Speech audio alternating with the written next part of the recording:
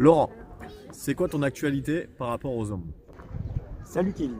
Eh bien, l'actualité, c'est que ça y est, je pars le 1er avril, direction la Géorgie. Le billet d'avion est pris. On est reparti pour une nouvelle aventure au Jardin des Aumes. Cette fois-ci, on pourrait même faire une série Netflix, hein. Cette fois-ci, je pourrais intituler l'épisode Le camp du Zôme. Parce qu'on va, dans mon idée, installer des tentes tout autour du Zôme. Et le Zôme sera au milieu et on va faire comme un camp d'Indiens. Ok. Quels sont les travaux que tu comptes réaliser cette année? Les objectifs? Alors les objectifs, il y en a plusieurs, c'est assez multiple. Là, on va d'abord faire la toiture. Le truc le plus important, c'est qu'il faut le mettre hors d'eau, c'est-à-dire que vraiment, il faut qu'il n'y ait plus d'eau qui rentre à l'intérieur. Donc, il y a un peu d'écoulement d'eau qui coule à droite à gauche parce qu'on a mis du parapluie, et on va faire une toiture définitive. En parallèle, on va aussi créer un escalier en spirale qui va monter du rez-de-chaussée pour arriver jusqu'à la plateforme du haut. On va aussi, peut-être, une fois que le Zôme sera hors d'eau, commencer à mettre le parquet en haut et faire aussi le sol du bas. Voilà, ça c'est les gros travaux, on va dire, de cette année, les travaux d'urgence. Une fois que ça se sera fait, il sera complètement habitable, hein. Déjà, on pourra même déjà commencer à mettre des canapés, à mettre des tapis. Voilà, il y aura moyen de faire des choses. Et la salle du haut, ce sera la salle pour travailler et faire les activités diverses et variées. Incroyable. Pourquoi tu as voulu réaliser ce Zôme? Ce Zôme, figure-toi que ça vient de quelque chose de plus fort que nous. En fait, moi je suis arrivé dans les années 68. Donc je me suis incarné sur Terre en 68. En 68, on est encore dans la matière, dans la fin de cette ère du poisson, où vraiment c'est les entreprises, c'est la matière qui compte. Et petit à petit, au cours de ma vie, même moi, à l'intérieur de mon propre être, j'ai senti un changement. Moi-même, j'étais beaucoup dans la matière.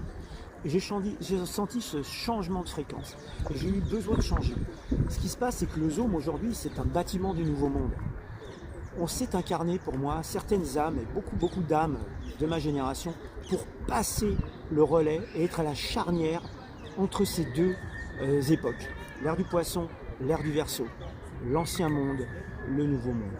L'idée, c'est qu'aujourd'hui, avec ce Zôme, on enclenche la machine pour que les gens qui vont nous suivre derrière, les jeunes qui arrivent et qui vont continuer un peu le travail on a commencé de passer sur le nouveau monde. Et tous les jeunes qui viennent aujourd'hui en woofing et nous aider à travailler, c'est la preuve que toutes ces mains, tous ces gens qui sont là, qui donnent leur énergie à ce Zôme, ils donnent l'énergie du nouveau monde. Ce Zôme aujourd'hui, c'est pas juste un bâtiment en bois, c'est un bâtiment qui est basé sur la géométrie sacrée. La géométrie sacrée, quand on dit sacré, c'est pas quelque chose qui a à voir avec Dieu. C'est simplement, on s'est rendu compte que dans le vivant, il y avait des nombres et des chiffres qui se retrouvaient partout.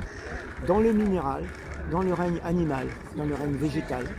Et ces chiffres-là, on appelle ça des chiffres sacrés parce que on a l'impression qu'ils viennent de l'univers, puisqu'ils relient tous ces éléments entre eux.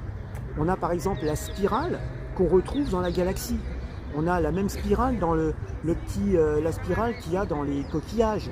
Donc, on a avec les mêmes proportions. Donc il y a le nombre d'or, la suite de Fibonacci, etc. Et ce bâtiment est basé sur la géométrie sacrée, comme les cathédrales et comme tous les bâtiments des anciens bâtisseurs. À l'intérieur de ce bâtiment, il y a une énergie en spirale qui monte.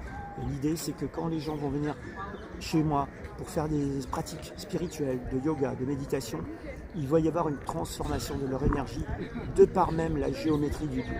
Leur ADN va s'accorder à la géométrie sacrée du bâtiment et directement ils seront alignés sur les lois de l'univers. Passionnant. Merci Laurent. Merci Kevin pour tes questions. À bientôt.